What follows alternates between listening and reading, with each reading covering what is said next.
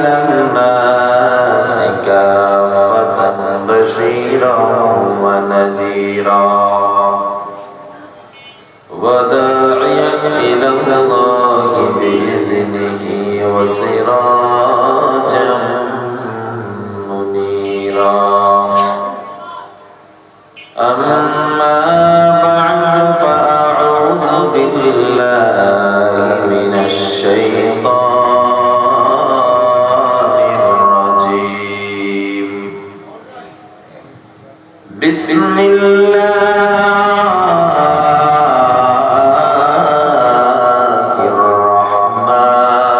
الرحمن الرحيم لقد كان لكم سلام كل أمتي يدخلون الجنة إلا من أبى قيل من أبى قال من أطاعني دخل الجنة ومن عصاني فقد أبى أو كما قال النبي عليه الصلاة والسلام وصدق رسوله النبي الكريم ونحن على ذلك لمن الشاهدين والشاكرين والحمد لله رب العالمين সবাই মোহাম্মদ দরুদ ইব্রাহিম اللهم صل على محمد وعلى آل محمد كما صليت على إبراهيم وعلى آل إبراهيم إنك حميد مجيد اللهم بارك على محمد وعلى آل محمد كما باركت على إبراهيم وعلى آل إبراهيم বলাই তো যায় না অথচ নবীজি বলেছেন রাস্তায় কাটা পড়ে আছে সরায়া দাও হতে পারে এর বিনিময়ে আল্লাহ তোমায় জান্নাত দিয়ে দিবে জান্নাতে যাইতে হইলে মাওলানা বা মুফতি না হইলে যাওয়া যাইব না না জান্নাতে যাইতে হইলে বক্তা হইতে হইব নাইলে বড় কোনো হাফেজ হইতে হইব শাইখুল হাদিস হতে হবে এমন কোন শর্ত আছে বহু আলেম জাহান্নামে চলে যাবে গরিব মেথো রিকশাওয়ালা তাদের সামনে জান্নাতে চলে যাবে কারণ ইলম শিখার পর আমল করে নাই ওই আমল ওই ইলমওয়ালার কোনো দামই নাই যেই বান্দা ইলম শিখলো আমল করলো না আল্লাহ রাব্বুল আলামিন বলেন কিয়ামতের দিন আমার আল্লাহ কিছু কিছু আমলওয়ালা মানুষের চেহারার সামনে তার আমল ফিকে দিবে তখন সাহাবায়ে কেরাম নবীর কাছে প্রশ্ন করে হাদিসে তো নবী আল্লাহ কেন আমল চেহারায় ফিকে মারবে নবীজি বলেন আল্লাহ নামাজ ওয়ালার নামাজ চেহারায় মারবে রোজাদারের রোজা চেহারার উপরে মারবে আল্লাহ দানকারীর দান চেহারার উপরে মারবে কিয়ামতের দিন কেন আল্লাহ নবী বলেন নামাজ ওয়ালার নামাজ পড়েছে মানুষ তাকে কি বলবে যদি নামাজ না পড়ে এই চিন্তা হায় হায় উনি এলাকার নেতা উনি যদি নামাজে না হয় কেমন দেখা যায় হায় হায় আমাদের যদি মানুষ নামাজি করে কত ভালোই না লাগে এই চিন্তায় যারা নামাজ পড়ছে এদের নামাজ আল্লাহ চেহারার উপরে ছুঁয়ে মারবে দানবীর দান করছে তার এলাকার মানুষ দানবীর বলবে যদি আল্লাহর নিয়তে আল্লাহ খুশি যে আমি দান করতেছি একমাত্র আল্লাহকে খুশি করার উদ্দেশ্যে এই চিন্তায় যদি মানুষ দান করে আল্লাহ বলেন এই দানে আল্লাহ তাআলা তিনটা হাদিস বর্ণনা করেছেন নবীজি অনেক কঠিন কঠিন হাদিস আপনারা যারা দান করছেন আপনাদের জন্য সুসংবাদটা জানাই দেই বাপদাদার কথা না হাদিসের কথা যারা দান করে মৃত্যুর পরে আল্লাহ সব আমল বন্ধ করে দেয় কিন্তু দানকারীর আমল বন্ধ হয় না উনি কবরে থাকে কিন্তু ওনার দানের বিনিময়ে আল্লাহ কবরে সব পাঠাতে থাকে কিয়ামত পর্যন্ত সব যেতে থাকে দান করলে বিপদ আপদ দূর হয়। আর সাদাকাত তারাদ্দুল বালা, দান করলে বিপদ আপদ পাওয়া মাংস একসাথে চলে যায় 50,000। কিন্তু আজকে আপনি 1 বস্তা সিমেন্ট দিচ্ছেন, 2 বস্তা, 5 বস্তা, কিন্তু ওই পাওয়া বাংলায় যে 50,000 যাইতো এটা যাইবো না, কারণ আল্লাহ বিপদটা এটার মাধ্যমে ফিরে রাখবে। আরো একটা আছে, দান করলে আল্লাহ তাআলা কমায় না, বরং যা দান করছেন 70 গুণ বাড়ায় দেয়। বুঝছেন? এখন যারা পকেটে টাকা রাইখে দিয়েছেন, ওয়াজের পরে মোনাজাতের পরে দিয়ে যায়, ঠিক আছে? যারা দিতে চান না, যারা যাত্রা প্যান্ডেল দান করেন, মসজিদে মাদ্রাসায় দান করেন না, কিয়ামতের দিন আমার নবী বলেন ওই সম্পদগুলো সাপ হয়ে গলায় পেঁচাই দিবে আল্লাহ। এজন্য দান যদি করেন মসজিদে করেন, দান যদি করেন মাদ্রাসায় করেন, দান যদি করেন দ্বীনি ইসলাম দ্বীনি প্রতিষ্ঠানে করেন, দান করলে দ্বীনি আয়োজনে করেন, আল্লাহ ব্যাপক সওয়াব দেবে। আল্লাহ, ছোট আমলের দাম আছে না নাই? নবীজি মেরাজ থেকে ফিরলেন, মেরাজ থেকে ফিরে মসজিদে নববীতে বসে আছেন। কথা খেয়াল করবেন সবাই। নবীজি আমার যে কোনো সফর থেকে এসে হয়তো ওমরকে ডাকতো, নয়তো আলীকে, নয়তো ওসমানকে, নয়তো আবু বকরকে। কিন্তু নবীজি মেরাজ থেকে আসার পর আমার নবী ডাক দেয় না বেলাল। আমার নবী বলে আমার সাহাবী বেলাল কোথায়? বেলাল রাদিয়াল্লাহু তাআলা মজলিসের এক কর্নার থেকে দাঁড়ায় যায়। বেলালের চোখ থেকে পানি পড়া শুরু হয়ে যায়। আমার নবী ডেকে বলে, বেলাল আমার সামনে এসে দাঁড়াও। বেলাল যখন আমার নবীর সামনে এসে দাঁড়াইল, আমার নবী বলে, বেলাল তুমি কেন কাঁদো? বেলাল চোখের পানি ছেড়ে কান্দা বলে, নবী আমার, আপনার সামনে জলিল ও কদর সাহাবীরা বসে রয়েছে। আমার নবী ওসমান, আলী, আবু বকর, ওমর, ওসমান, আলী, আবু বকর, ওমর, এত বড় বড় সাহাবী আপনার সামনে বসা, আমিরে হামজা বসা, এর মধ্যে আপনি আমাকে ডাক দিয়েছেন, এই খুশিতে আমি কান্না করতেছি। নবী আমার নবী ডেকে বলে, বেলাল শুধু এই খুশিতে তুমি কান্না করতেছো? বেলাল আমার একটা প্রশ্নের জবাব দাও। ইন্নী সামি'তু দাফান আলাইকা বাইনা ইয়াদাই ফিল জান্নাহ। ও বেলাল গো, আমি নবী তোমার পায়ের আওয়াজ জান্নাতের মধ্যে শুনতে পেয়েছি। বেলাল কি আমল করেছো যে আমলের বিনিময়ে তোমার পায়ের আওয়াজ জান্নাতে চলে গেল রে বেলাল? বেলাল থেকে বলে, আমার মতো গুনাহগার কেউ নাই, আমার মতো গুনাহগার কেউ নাই। আজকে আপনি বলেন আমার পায়ের আওয়াজ কেন জান্নাতে গেল, এই জবাব আমার কাছে নাই রে নবী আমার। আমি ছিলাম একজন জাহান্নামের আসামি, আমার গলায় কালেমার শিলা দাঁড়িয়া। আপনি আমাকে আমার প্রশ্ন করেন কেন পায়ের আওয়াজ? ও নবী আমি জানি না। আমার নবী কয়, বেলাল কি এমন আমল করো যে আমলের কারণে তোমার পায়ের আওয়াজ জান্নাতে চলে গেল? বেলাল কয়, নবী আমি একটা আমলে অনেক মজা পাই। আমার নবী বলে, কোন আমলে মজা পাও? বলে, নবী আমি 2 রাকাত তাহিয়াতুল ওযু নামে নফল নামাজ আদায় করে মসজিদে ঢুকে যখন 2 রাকাত নামাজ আমি আদায় করি, আমার অন্তরটা প্রশান্তি হয়ে যায়। সেই প্রশান্তিতে আমি সব আমলে অটোমেটিক মজা পাওয়া শুরু করে দেই। জিবরিল আমিন আমার নবীর কানে কানে ডেকে বলে, রে পয়গম্বর,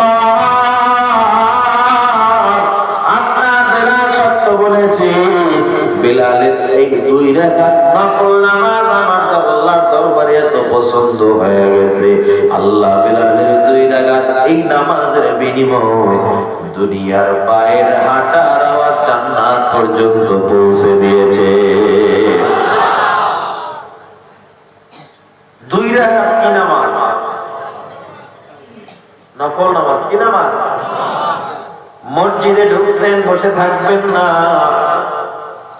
শুধুমাত্র আসরের নামাজের পর আর কোন নামাজ নাই, বাকি প্রত্যেক নামাজের আগে আপনি নামাজ পড়তে পারবেন মসজিদে ঢুকে। এশা নামাজ পড়তে ঢুকছেন, তাহিয়াতুল ওযু বানায় আগে 2 রাকাত নামাজ পড়ে নেন। রাত্রবেলা তাহাজ্জুদ পড়তে পারেন না, মসজিদে 2 রাকাত নামাজ আদায় করে নেন। আরে মিয়া কালে চিল্লাম, ঘরে শান্তি নাই, বিবি কথা শোনে না, সন্তান কথা শোনে না, সন্তান নিয়ে আবার সিগারেট আর মদ জুয়া নিয়ে ব্যস্ত, সন্তান কথা শোনে না, মা বাবার খেদমত করে না, কত নালিশ আমাদের কাছে। আমরা চাই মাঝে মধ্যে প্রশ্ন করতে, ও ভাই তুমি যে নালিশ করতেছো আসলে তুমি কতটা ভালো হয়েছো? তুমি কয়দিন ফজরের সময় ঠান্ডার মধ্যে ওযু বানায় নামাজ আদায় করেছো? তুমি কয়দিন আল্লাহর বান্দা নামাজের মুসাল্লায় দাঁড়ায়া বিবির জন্য সন্তানের জন্য দোয়া করেছো? বলো আমার বাপ ঠিক নাই, ছেলে ঠিক থাকবে কেমন? ঠিক কিনা? হাজী সাহেব হজ করতে করতে অবস্থা ব্যথা, 40 বার হজ করছে, আর মায়া এখন বেপরদায় কোলে পড়লা, এবারে কেমনে শান্তি আসবে? অবস্থা কি সমাজে? দাবি করে আমার মতো মুসলমান কি আছে? দেখবেন বেশিরভাগ সমাজ, আপনারা যারা দাঁড়ায় রয়েছেন, আপনারা কি দাঁড়ায় শুনবেন যুবক ভাইরা? হ্যাঁ, দাঁড়ায় শুনলে ফায়দা নাই, টেস্ট করতেছে মনে হয় যে বর্ষা আসলে যাইব কিনা, বাপটা বুঝে নেবে।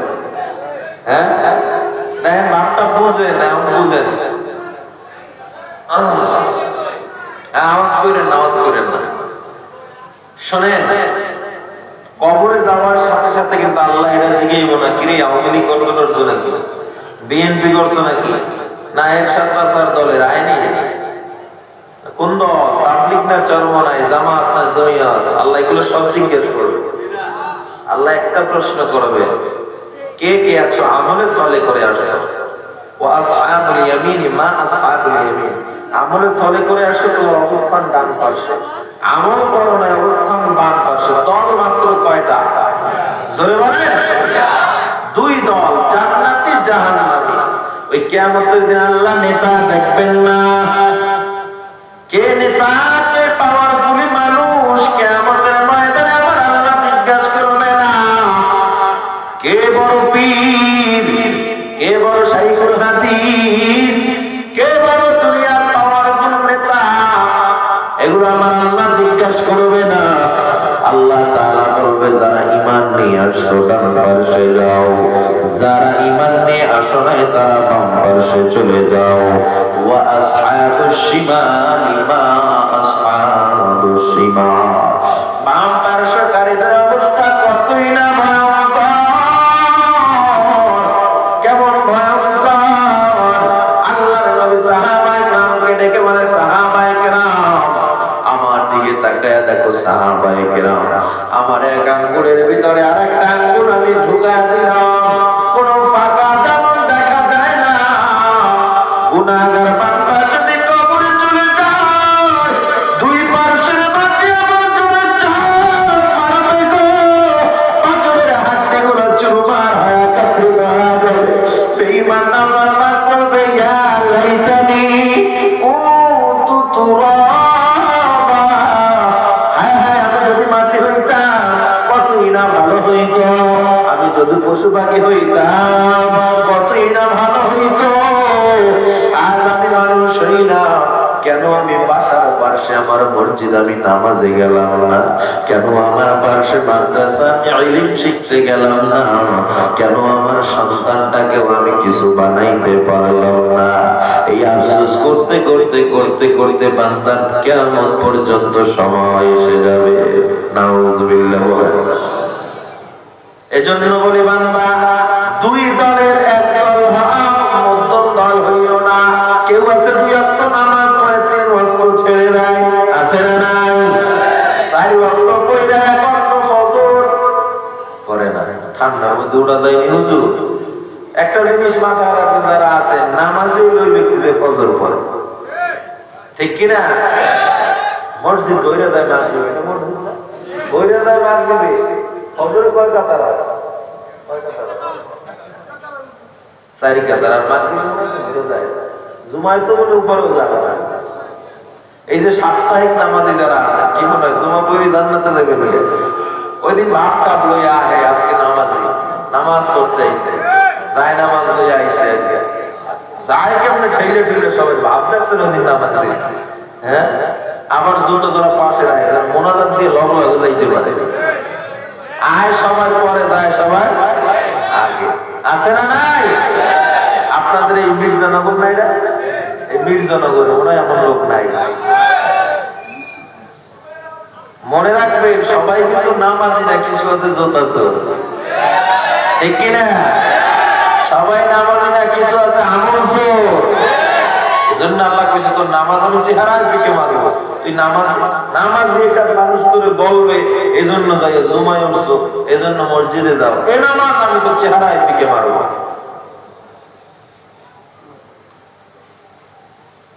এই যে মসজিদে ইমাম আছে না নাই? মুয়াজ্জিন আছে না নাই? এখানে প্রত্যেকটা মানুষের উচিত ছিল সহিহ শুদ্ধভাবে আলহামদুলিল্লাহ সূরাটা পড়তে জানা, প্রত্যেকটা মিনিমাম 10টা সূরা সহিহ শুদ্ধভাবে জানা নামাজের জন্য। অথচ আমি জিজ্ঞাসা করলে 80% মানুষের সহিহ শুদ্ধভাবে সূরা শুনতে পারবো না।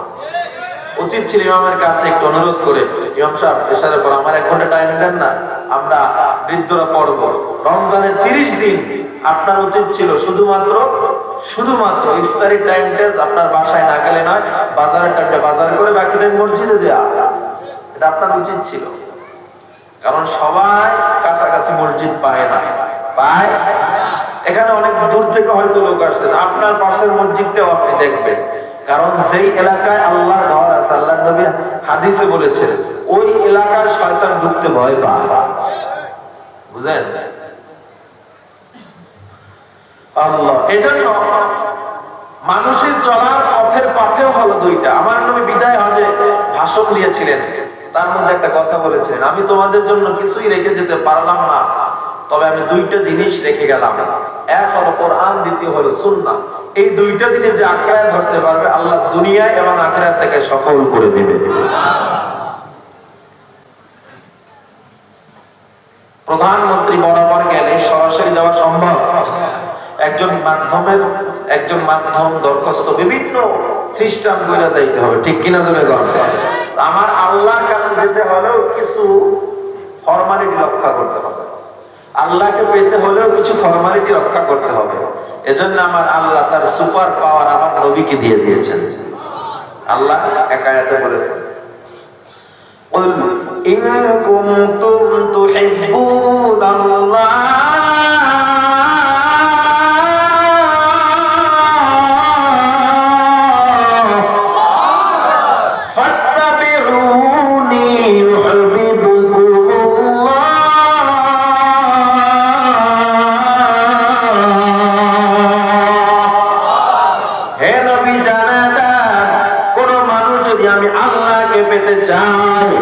সে যেন আপনার অনুসরণ করে। তার মানে বোঝা যায় আল্লাহকে যদি পেতে চাই, নবীর অনুসরণ করে ছাড়া পাওয়া সম্ভব না, ঠিক কিনা? জোরে গো।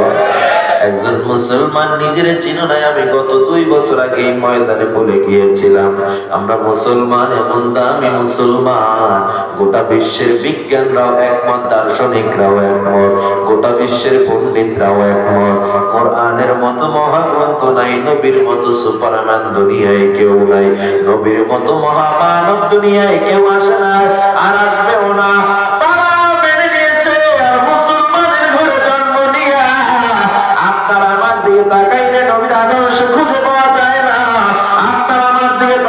মুসলমান না হিন্দু নির্ণয় করা যায় না, ঠিক কিনা? মুসলমানের চেহারার দিকে তাকাইলে নবীর কথা মনে পড়ে যাওয়ার কথা, মুসলমানের চেহারার দিকে তাকাইলে মনে হবে নবীর উম্মত।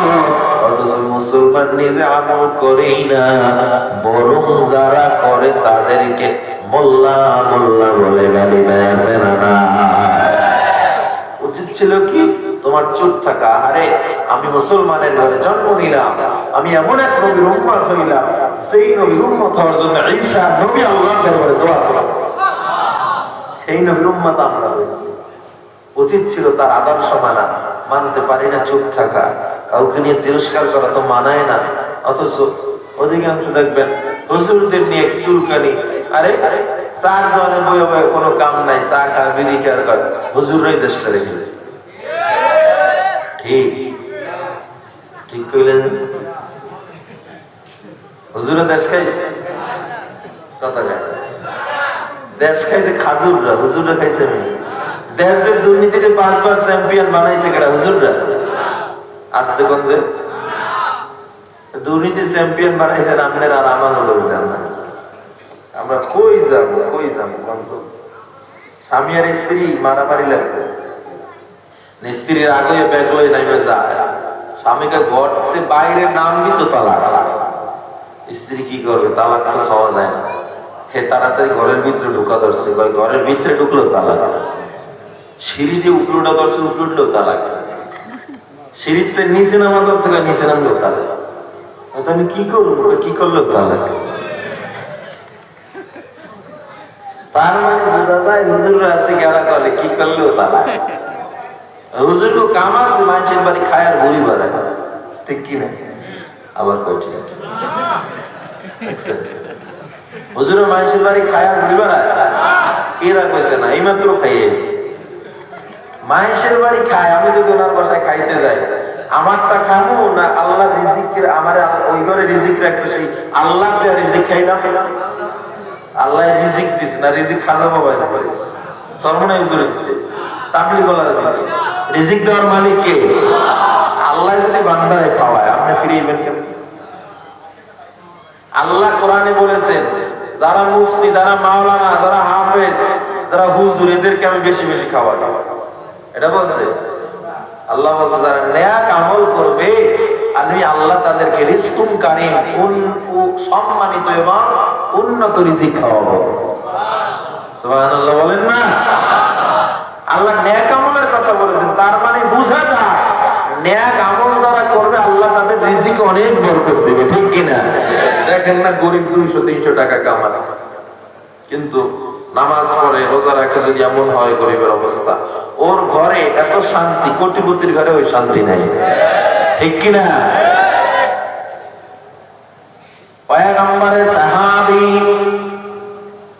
আব্দুল্লাহ ইবনে আব্বাস রাদিয়াল্লাহু তাআলা জানায়, কোন দিন মজুর যদি কাজ করা অবস্থায় আযানের ধ্বনি কানে এসে যায়, কোন গরিব ঘরে বসে আছে, কাজ করতেছে, মাঠে কাজ করতেছে, হঠাৎ মসজিদের আযানের ধ্বনি কানে চলে যায়, ওই লোকটা যদি সব কাজ বন্ধ করিয়া নামাজের মুসল্লায় দাঁড়ায় যায়, এই লোকটা যদি ঘাড় কর্মক্ত অবস্থায় ঘাম নিয়ে বিবির কাছে যায়, বিবি যখন ঘামটা মুছে গায়ে বাতাস দেয়, আমার নবী বলে বাতাস গুলো জান্নাতের বাতাস মনে হয়।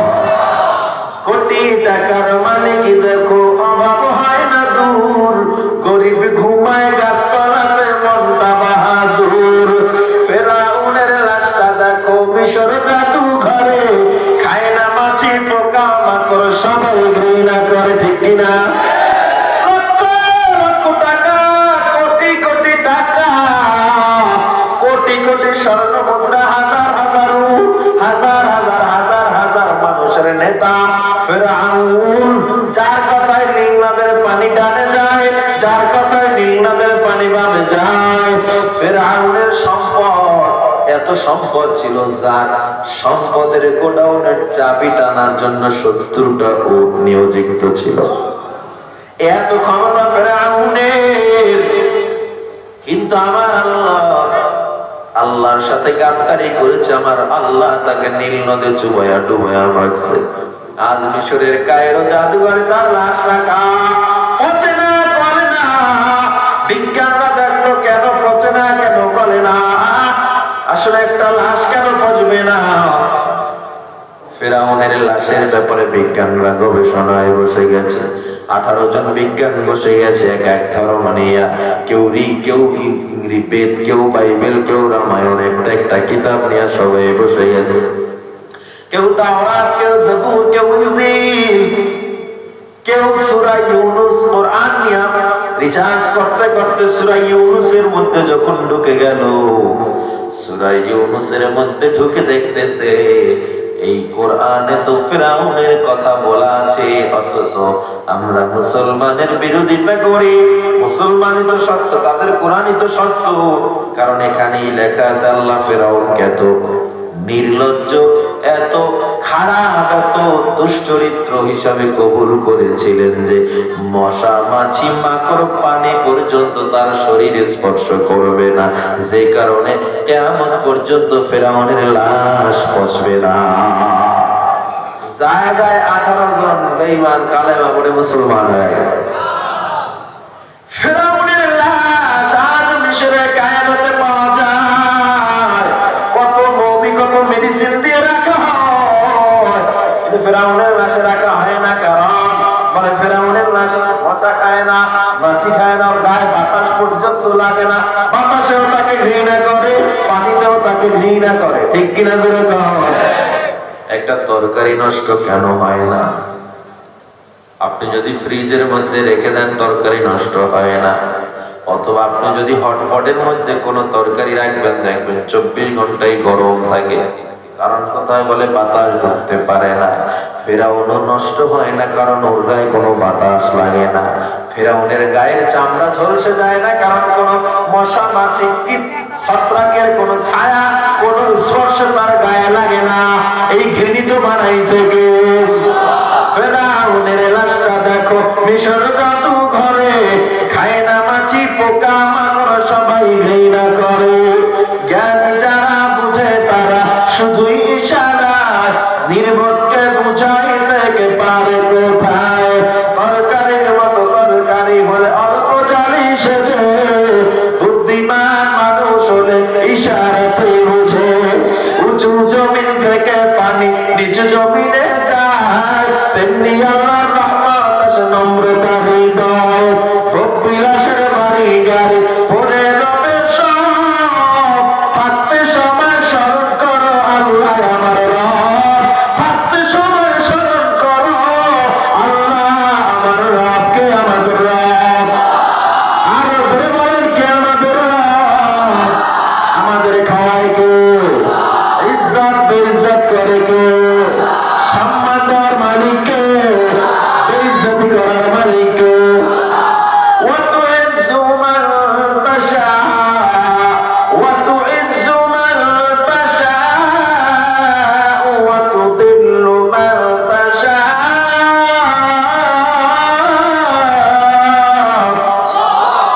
ইজ্জত দেয় আল্লাহ, বেইজ্জতি করে আল্লাহ, খাওয়ায় আল্লাহ, তোমার ক্ষমতা দিল তাও আল্লাহ, ক্ষমতা থেকে নামায় তাও আমার আল্লাহ, গরিব বানাইল আমার আল্লাহ, ধনীও বানাইল আল্লাহ। সুতরাং সর্বাবস্থায় কার উপরে ভরসা থাকবে?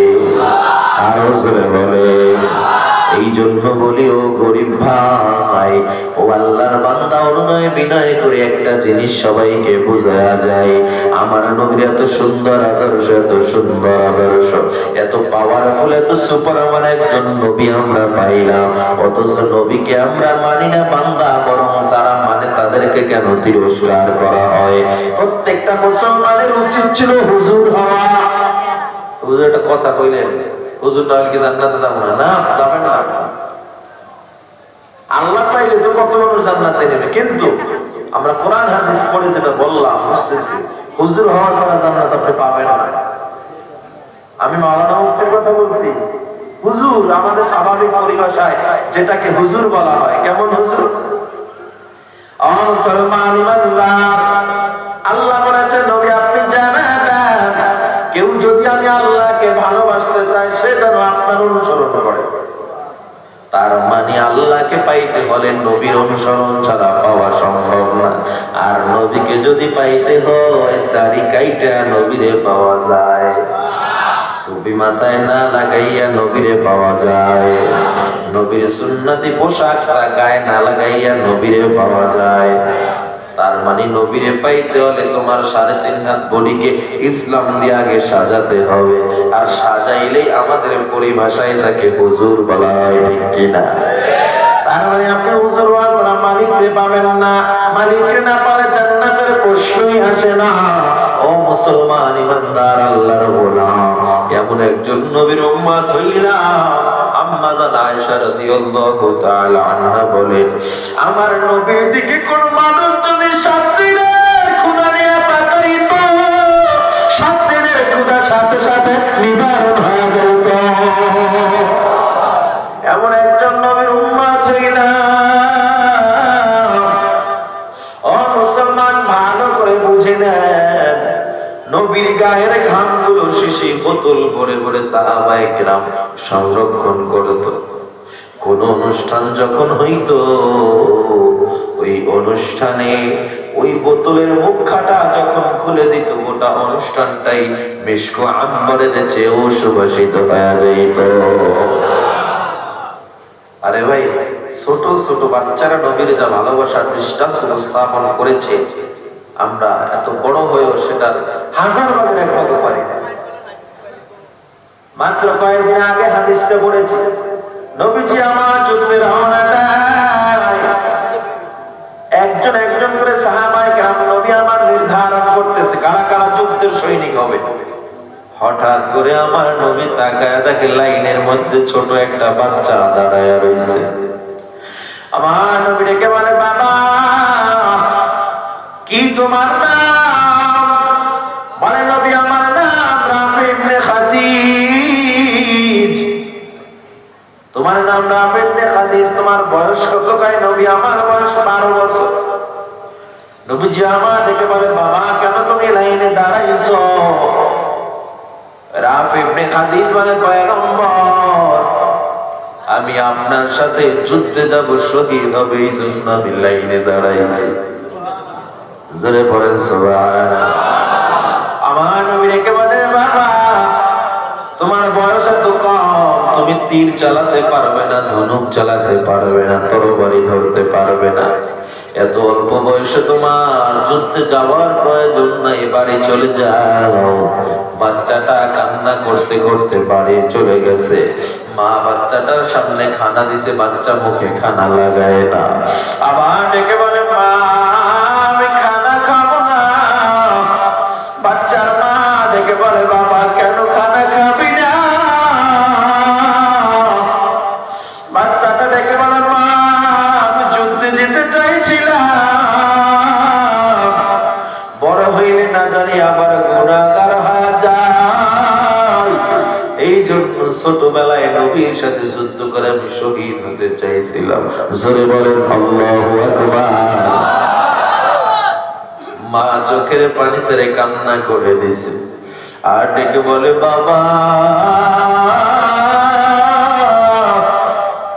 তুই আজকে যুদ্ধে যাওয়ার পর যদি তুই শহীদ হয়ে যাইতি, আমি মা হয়তো কিছুদিন কান্না করতাম তোর বিয়োগ ব্যথায়, তবে আমি কিয়ামতের ময়দানে দাঁড়াইয়া আল্লাহকে বলতাম, আল্লাহ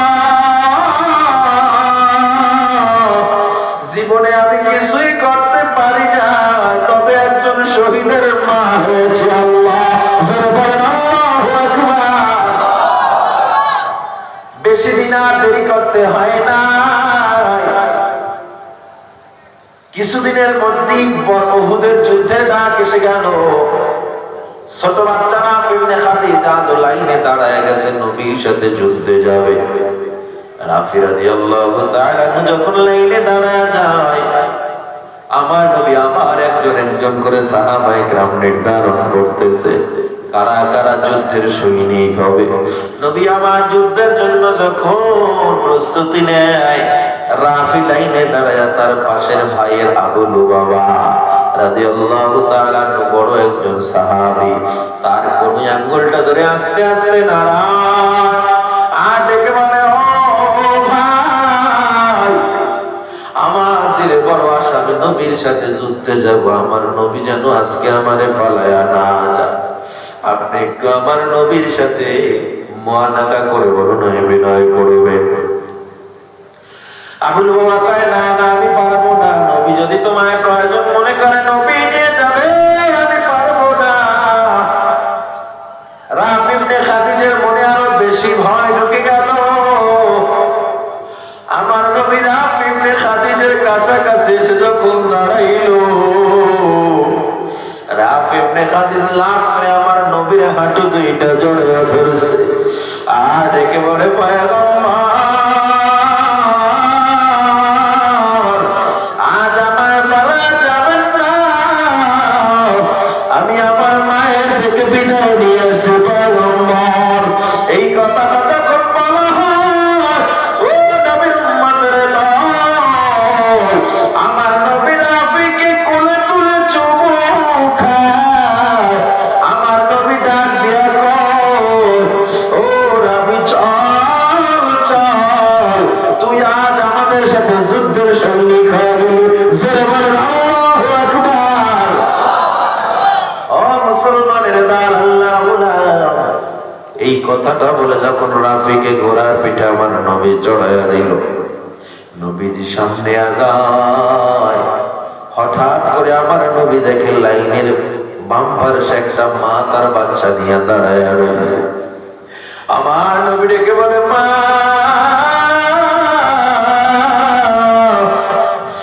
এত ছোট বাচ্চা নিয়ে কেন লাইনে দাঁড়াইছো? আমার নবী জবাবে মা ডেকে বলে পয়গম্বর, আমাদের তো যুদ্ধে যাওয়ার কোনো অনুমতি নাই, তবে আমার এই কোলের বাচ্চাটাকে আপনি যুদ্ধে নিয়ে যান। আমার নবী কয় ওরে দ্বারা আমার কি হবে? কোনো কাজেই আসবে না, বলো কি করব?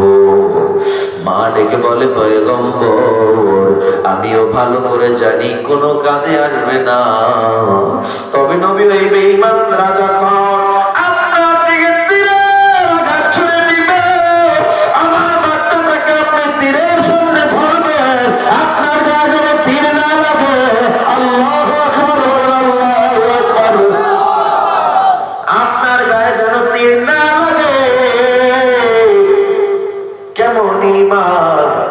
যেই সাহাবায়ে কেরামরা টেনশন করেছিল রাফি ইবনে খাদিজ যুদ্ধে গিয়ে কি করবে, তারা এই হাদিস বর্ণনা করে দেয় যুদ্ধে নামার পর রাফির তরবারিতে এত পাওয়ার বেড়ে যায়, মনে হচ্ছিল তরবারিতে আগুন লেগে গেছে।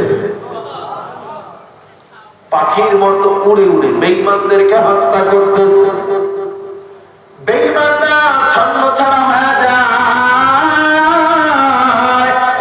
হায় হায়, এত ছোট একটা বাচ্চার এত পাওয়ার কেন? তাকে দমানোর জন্য উহুদের দক্ষিণ প্রান্ত থেকে এক বেঈমান রাফির কচি কলিজার বরাবর একটা তীর মেরে দিয়েছে। রাফি ইবনে খাদিজ গলা কাটা মুরগির মতো ছটফট করতে করতে জমিনে পড়ে গেছে। আমার নবী দৌড়ে এসে রাফিকে কোলে তুলে নিল। রাফিকে কোলে তুলে আমার নবী মাথাটা মুছায় আর ডেকে বলে বাবা, তোরে আমি কতবার আসতে নিষেধ করছিলাম, এরপরেও তুই আসছো, দেখ কত বড় বিপদ। রাফি ইবনে খাদিজ কয় নবী, আমার কিসের বিপদ? আজ যদি আমি না আসতাম আপনার দামি কোলে তো আমি চড়তে পারতাম না। আজকে যদি আমি না আসতাম আপনার দামি হাত দিয়ে কে মাথাটা মুছাইত? আমার নবী হুড়মুড় করে কান্না শুরু করে দেয়। আমার নবী ডেকে বলে ও রাফি, শুনিয়া আমি নবী কিয়ামতে কোন সাহাবীর কোন শাহাদাত বরণকৃত কোন শহীদকে আমি সাক্ষ্য দিব না রাফি, তবে আমি তোমার কলিজার তীরটা উঠাবো, ফলাটা কলিজার সাথে রেখে দিব। রাফি কয় নবী আপনি যেটা ভালো মনে করেন। আমার নবী কয় কেন আমি তীরের ফলাটা কলিজার সাথে রাখবো? জিজ্ঞেস করলে না, কয় নবী আপনি এবং আল্লাহ ভালো জানেন। আমার নবী ডেকে বলে রাফি, আমি তীরের ফলাটা কেন কলিজার সাথে রেখে দিব জানো? কারণ আমি নবী কিয়ামতে কোন শহীদের ব্যাপারে সাক্ষ্য দিব না, তবে তবে আমি তোমাকে কোলে নিয়ে আল্লাহর দরবারে দাঁড়িয়ে যাব। আল্লাহু আকবার, আল্লাহু আকবার। আমি আল্লাহকে ডেকে বলবো, আল্লাহ, এই রাফি একজন শহীদ, তোমার ওই কলিজার দিকে আমি আঙ্গুল দিয়া দিয়া বারবার বলবো, আল্লাহ, এই রাফিকে তাড়াতাড়ি জান্নাতের মেহমান বানায়া দাও। কেমন ঈমান, বাচ্চাদের ঈমান আর আপনার আমার ঈমান সমান না। ও মুসলমান, ও কুমিল্লার মুসলমান, কেমন নবীর উম্মত হইছো তাকায়া দেখো। নবীর আশিক কেমন হতে হয় তাদের দিকে লক্ষ্য করলে বোঝা যায় বান্দা। সাদ রাদিয়াল্লাহু তাআলা নবীর কাছে গিয়ে কয়, নবী আমার, আমি কি জান্নাত পাবো না? নবী কয়, কেমন কথা, তুমি কেন জান্নাত পাইবে না? সাদ কয়, নবী আমি এত কালো, আমাকে মদিনার কোন কালো মেয়েরা পর্যন্ত পছন্দ করে না, এমনকি আমাকে ঈমানদারই মনে করে না, আমি কি জান্নাত পাবো না? সহিহ বুখারীতে বর্ণনা করা হয়, আমার নবী সাদের মাথায় হাতটা বুলাইয়া বলে, সাদ, তুমি কেন বললা, তুমি কেমনে বললা তুমি কোন মেয়ে তোমাকে পছন্দ করে না? আমি নবী বললাম, গোটা আরবের মদিনার সব থেকে সুন্দরী মেয়ে তোমার বিবি হবে। বাবা খাওয়া যায়। আমার নবী ডেকে বলে, ও সাদ ইবনে ওয়াহাবকে তুমি চিনো নাকি? হ্যাঁ নবী চিনি। কয়, কে? মদিনার নেতা? নবী বলে, হ্যাঁ চিনছো তাহলে। ওনার একটা মেয়ে আছে, বিশ্ব সুন্দরী বলা যায়, অর্থাৎ মদিনার মধ্যে সর্বশ্রেষ্ঠ সুন্দরী মেয়ে। সাদ কয়, তো নবী আমি কি করবো? বলে, ওনাকে গিয়ে প্রস্তাব দাও, আমাকে গিয়ে প্রস্তাব দাও তার মেয়ের ব্যাপারে। সাদ একটু থমকে গেলেন। যেখানে কোনো কালো মেয়েরা আমাকে পছন্দ করে না, কুচ্ছিত মেয়েরাও পছন্দ করে না, সেখানে সর্বশ্রেষ্ঠ সুন্দরী, তাও ইবনুল ওয়াহাবের মতো নেতার মেয়ে, কিভাবে সম্ভব? নবীজির হুকুম অমান্য করা যায় না। সাদ রাদিয়াল্লাহু তাআলা সাহস নিয়ে চলে যায় ইবনুল ওয়াহাবের বাড়ি, গিয়া প্রস্তাব দিল। ইবনুল ওয়াহাবকে লক্ষ্য করে, ও ইবনুল ওয়াহাব, আপনার মেয়ের ব্যাপারে আমি বিবাহের জন্য আসছি, বিবাহের প্রস্তাব নিয়ে। কথাটা শুনে ইবনুল ওয়াহাব বলে, আকাশ কুসুম কল্পনা ছেড়ে বাড়ি চলে যাও, খবরদার খবরদার এমন কোন নিয়াত করবা না, তোমার মতো একজন কুচ্ছিত কালো মানুষের সাথে সর্বশ্রেষ্ঠ মদিনার সুন্দরী আমার মেয়েকে তোমার কাছে বিবাহ দিব না। সব কথাগুলো শুরু থেকে মেয়ে জানালা দিয়ে শুনে ফেলছে। সাদ রাদিয়াল্লাহু তাআলা যখন মনটা খারাপ করে রওনা দেয়, মেয়েটা জানালা দিয়ে ডাক দিয়া বলে, সাদ দাঁড়াও, দাঁড়াও। সাদ রাদিয়াল্লাহু তাআলা যখন দাঁড়াইল, মেয়েটা সাদকে ডাক দিয়া বলে, সাদ, আমার বাবার সামনে আমি তোমার কাছে বলতেছি, তুমি আবার বলো তোমায় কে পাঠিয়েছে? সাদ বলে, রহমাতুল লিল আলামিন পয়গম্বর আমাকে এখানে পাঠিয়েছে। ওই মেয়েটা ডাক দিয়া কয়, বাবা গো, যেখানে রহমাতুল লিল আলামিন সাদকে পাঠাইছে সেখানে আমি না করতে পারবো না। আল্লাহু আকবার। সাদ বলে, না না। ওই মেয়ে বলে, না না বাবা, আমি পারবো না। ও সাদ, তুমি তাড়াতাড়ি নবীকে জানা দাও, আমি নবীর প্রস্তাবে তোমার সাথে বিবাহে বসতে রাজি আছি।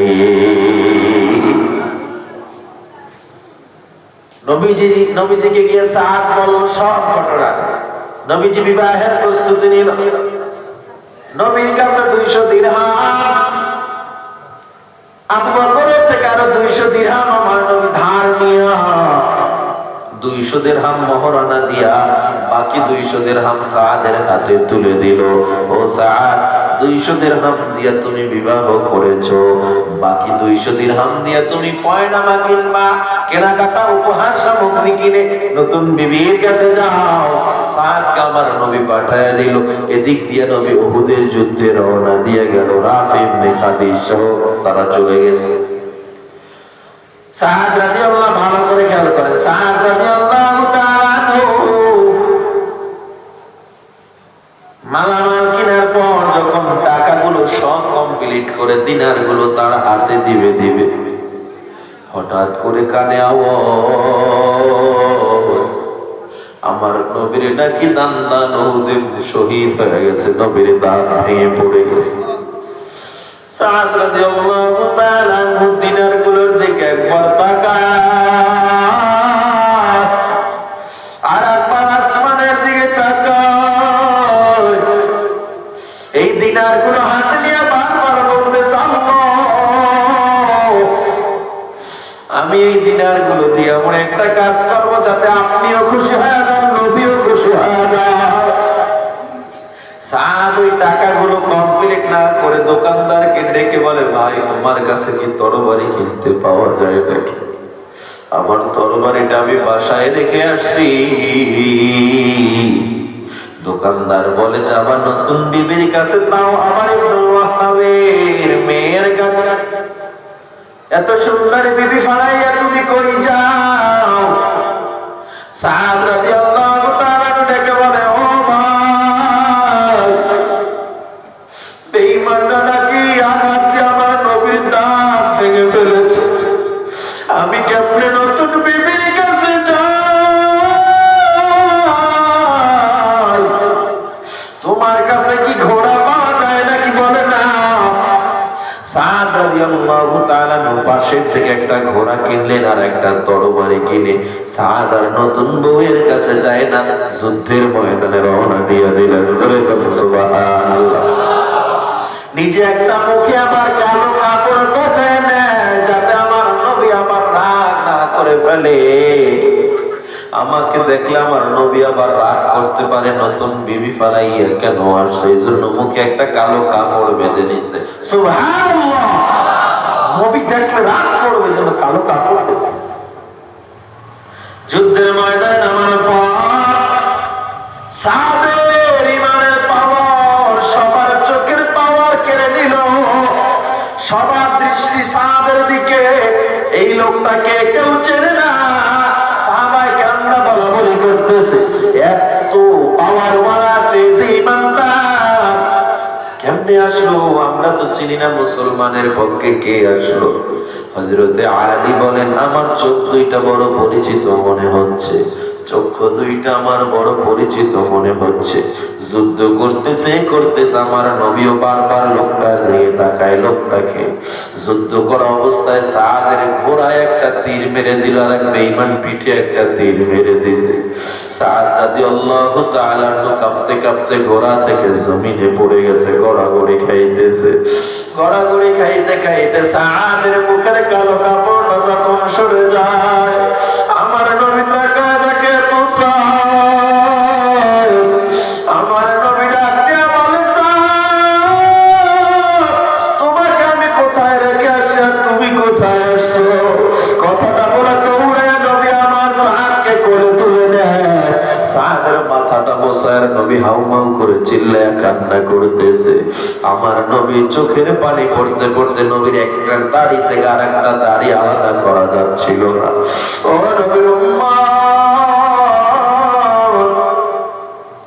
আমার নবী কান্না করতে করতে হঠাৎ করে হাসি শুরু করে দিছে। হাসতে হাসতে আমার নবী চেহারাটা ঘুরায় নেয়। আবু লুবাবা রাদিয়াল্লাহু তাআলা প্রশ্ন করেন, পয়গম্বর, আপনি এতক্ষণ কান্না করলেন, আবার কেন হাসতেছেন? ও নবী আমার, আপনি আবার কেন হাসতেছেন? আমায় একটু জানায় দেন। আবার কেন চেহারাটা ঘুরায় নিলেন, আমায় একটু বলবেন নাকি নবী আমার? আমার নবী ডেকে বলে, ও আবু লুবাবা, আমি কেন হাসতেছি জানো? আমি টাকা দেখতেছি সাদের রূহটা জান্নাতে কে কার আগে পৌঁছে দিবে জন্য ফেরেশতারা কারাকারি করতেছে। জোরে বলেন আল্লাহু আকবার। সাদের রূহটা নিয়ে টানাটানি চলতেছে, কে কার আগে জান্নাতে পৌঁছে দিবে। সবাই এই রূহটা নিয়ে দৌড়াইয়া জান্নাতুল আদন, একটা জায়গা সেই জান্নাতুল আদনে, সেখানে এক পাশে নহর, মধুর নহর, আর এক পাশে দুধের নহর, সেখানে সাজরায়ে তওবা মাকাদে সিদক একটা জায়গা।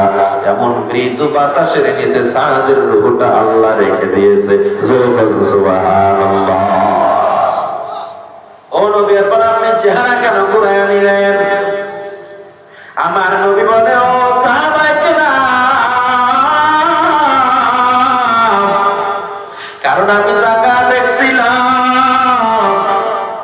সেই সাহাদ দুনিয়ার সুন্দরী ফালাই আল্লাহর কাছে চলে গেছে।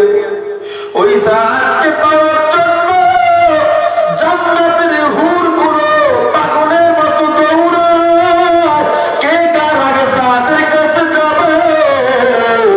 এই জন্য ওদের কাপড়গুলো হাঁটু পর্যন্ত উঠে যাচ্ছিল।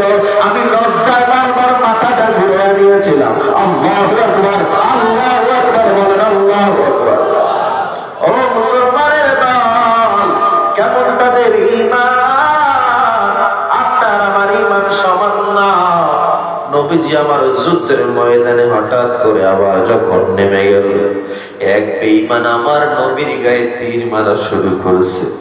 তলহা রাদিয়াল্লাহু তাআলা আনহু লাফ মেরে আমার নবীর গিয়ে জড়ায়া ধরছে, আর ডেকে বলে, নবী আপনার গায়ে তীরের আঘাত আমি লাগতে দিব না। এটা বলিয়া যেদিক থেকে তীর আসে তলহা সেদিকেই তার বুকটারে ঘুরাইয়া দেয়।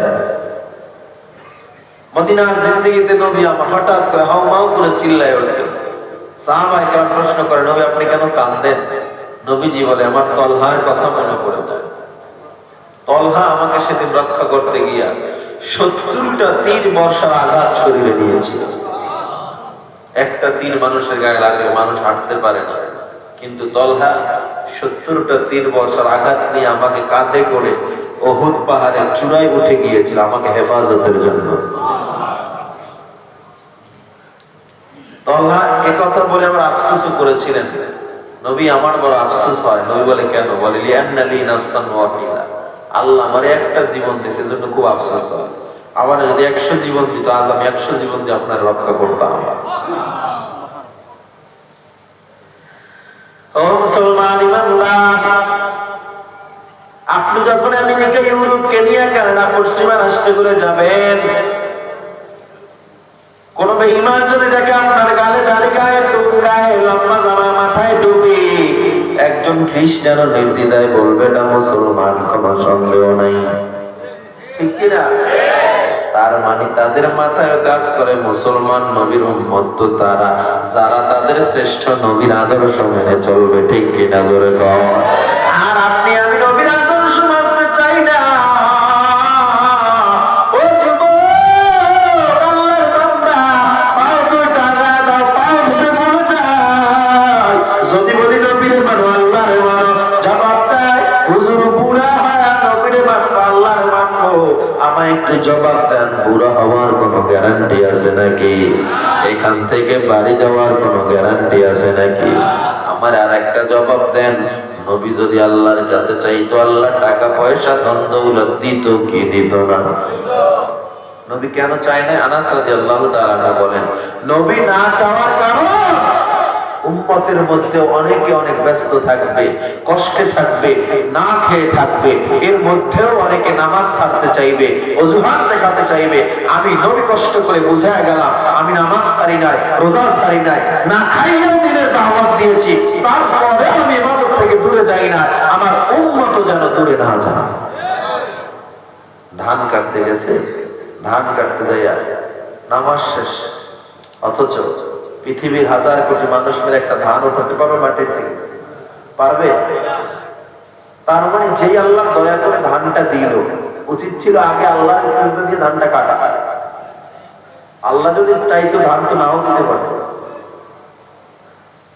যে আল্লাহ রিজিক দেয়, আগে ওই আল্লাহকে সিজদা দেওয়া উচিত ছিল। ও মুসলমান ইমানদার, নবী আমার দিনের দাওয়াত দিতে দিতে হঠাৎ ফাতেমার ঘর দেখা যায়। নবী চিন্তা করলেন, বহুদিন হইল হাসান হোসেন দেখি না, আজকে একটু দেখে যায়। আমার নবীজি ফাতেমার ঘরের কিনারা গিয়া ডাক দিল, ও মা, দরজাটা একটু খোল, আমি তোমার বাবা।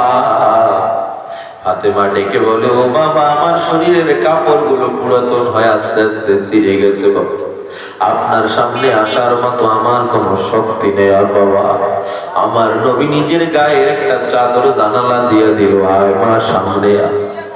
ওই চাদরটা গায়ে লাগাইয়া ফাতেমা যখন আমার নবীর সামনে এসে দাঁড়ায়, আমার নবী ডেকে বলে, রে মা, তোর চেহারাটা কেন শুকায় গেছে মা, তুই কয়দিন পর্যন্ত খাও না? ফাতেমা ডেকে বলে, বাবা, আমার কোনো আফসোস নাই, আমি যদি খাবার না পাই, তবে তোমার আদরের হাসান হোসেন 3 দিন পর্যন্ত খানা পায় না, ওই মাটিতে গড়াগড়ি করে না খেয়ে ঘুমায়া গেছে রে বাবা। ও বাবা, হাসান হোসেনকে বুঝ দেওয়ার জন্য চুলার মধ্যে বারবার গরম পানি দিয়ে আমি বুঝাইতেছি। আমার নবী ডেকে বলে, মা, এমন কষ্টের কথা বলিস না, আমি নানা সইতে পারি না। কথা বলে আমার নবী যখন কান্না করে দেয়, হাসান হোসেনের ঘুম ভেঙে যায়, লাফ দিয়া নবীর আইসা জড়াইয়া ধরছে আর ডেকে বলে, রে নানা,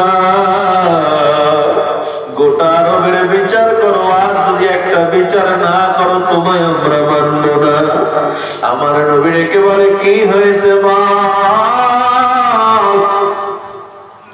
হাসান হোসেন নবীর থেকে আলাদা হয়ে পেটের থেকে গেঞ্জিটা সরাইয়া দিছে আর কয়, নানা তাকায় দেখো, পেটটা পিঠের সাথে ক্ষুধার যন্ত্রণায় লেগে আছে। নানা, তোমার মেয়ে 3 দিন পর্যন্ত খানা দেয় না, চুলার মধ্যে খানা দেয়, আর পর আমাদের খানা দেয় না। আজকে যদি বিচার করে না যায়,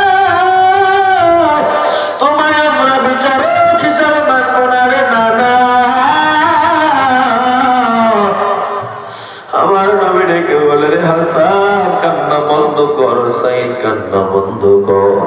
আল্লাহর নবী, আমিও কিন্তু তোদের চেয়ে বড় অসহায়, আমার কাছে তোরা বিচারেছ।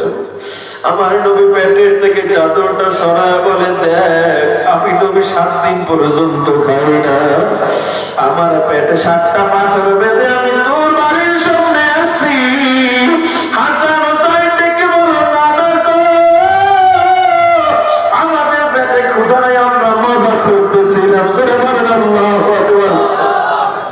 ও নানা, তুমি মরুভূমির মধ্যে কত কষ্ট করে দিনের দাওয়াত দিতেছ, আর আমরা তো ঘরের মধ্যে ছিলাম।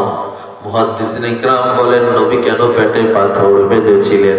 কারণ ওই মরুভূমির মধ্যে ঠান্ডা বলতে কিছু নাই, এত ক্ষুধা, নবী আমার পেটগুলো গরম হয়ে গেছে, নবীর পেটটা গরম, এই জন্য কিছু পাথর ছিল অনেক ঠান্ডা, ওইগুলো নবী আমার পেটে চাপা দিয়ে দিয়ে পেটের গরম ঠান্ডা করেছিলেন। জোরে বলুন সুবহানাল্লাহ। ক্ষুধার জ্বালায় নবীজি মোর বেঁধেছিলেন পেটে পাথর, কাতর হয়ে মাঝে মাঝে পড়ে যেতেন জমিনে, নবী বিনে কে তাগাবে পুসিরা তো জানে। এমন এতিম নবী আমার, পিতা মাতা নাই যে তাহার, তারপরেও কত মারা মারলো তাকে দুশ্মনে, নবী বিনে কে তাগাবে পুসিরা তো জানে। ও মুসলমান ইমানদার, ও কুমিল্লার মুসলমান, আমার একটু জবাব দেন, জীবনের কোন গ্যারান্টি আছে নাকি? তাহলে কেন আমার নবীর মানো না? কেন তুমি নামাজটা এখনো পড়ো না? তুমি কি জানো তোমার মৃত্যু কখন এসে যাবে রে যুবক? তুমিও তো জানো না, আমিও তো জানি না কার মৃত্যু কখন এসে যায়। করুণায় বিনয় কর বলে ভাই,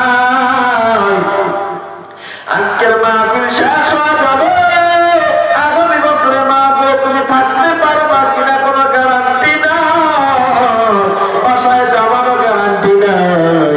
এই দুনিয়ায় আসার একটা সিরিয়াল আছে, আগে দাদা পরে সন্তান পরে নাতি, কিন্তু যাওয়ার কোনো সিরিয়াল নাই। বাবার কোলে সন্তানের লাশ, দাদার কোলে সন্তানের লাশ এসে যায়, ঠিক কিনা? ঠিক কিনা?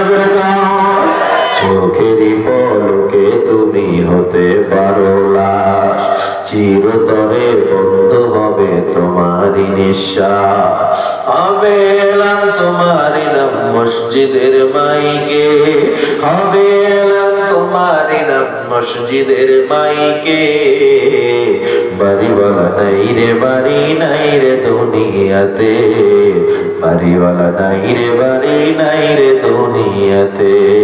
তোমার ভয় থাকতো মানুষ ছিল বাহাদুরি, ভাবনি হাওয়ায় ওরা তুমি যে রঙিন ঘুরি। সুতোয় টান দিলে মালি, সুতোয় টান দিলে মালি, সুতোয় টান দিলে মালিক পারবে না থাকিতে। বাড়িওয়ালা নাই রে, বাড়ি নাই রে দুনিয়াতে, বাড়িওয়ালা নাই রে, বাড়ি নাই রে দুনিয়াতে। টাকা যাবে নাকি ভাই?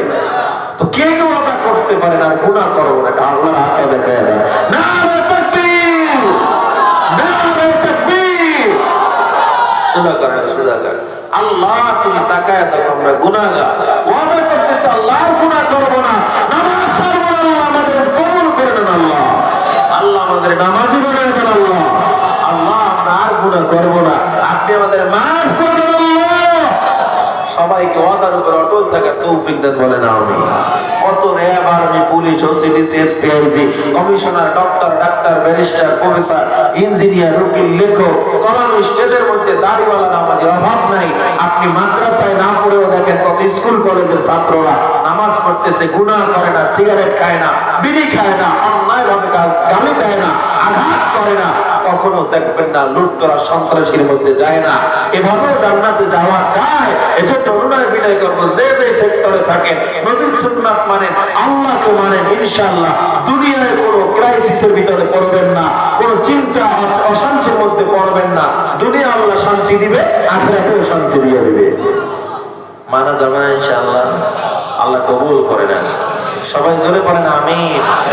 যতটুকু আলোচনা করলাম আল্লাহ সব যেন ভুল ত্রুটি ক্ষমা করে, সবাইকে আমল করার তৌফিক দেন।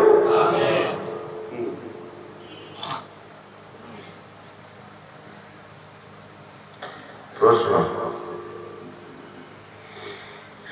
পীর দ্বারা কি জায়েজ? এবার নামাজ পড়বো কি সওয়াবের আশায় নাকি আল্লাহ রাজি করার আশায়? মোবাইল এমার্জেন্সি ব্যালেন্স নিয়ে মারা গেলে কি হবে? তারপরে গর্ভকালীন সময় বৃত্তের কি লেখছে?